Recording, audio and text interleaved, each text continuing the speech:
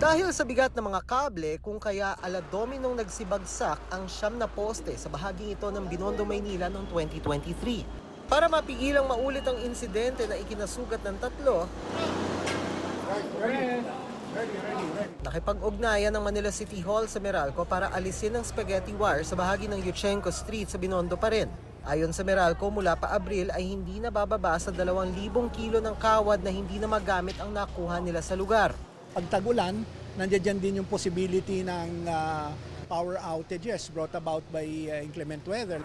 Ayon sa Meralco, kasagsagan ng lockdown ng sunod-sunod ang pagkakabit ng mga kable sa mga poste nang walang clearance sa Meralco. Kaya required ng kumuha ng permit mula sa Meralco ang mga magkakabit sa mga poste sa lungsod. It is now Meralco who will say yes or no o kung kayo'y makakapaglatag sa poste ng Meralco. If it is for development and if it is workable and feasible, I don't think Meralco will deny your request. Inaalis na rin ng Meralco ang mga spaghetti wire sa iba pang lugar na sakop ng kanilang prangkisa.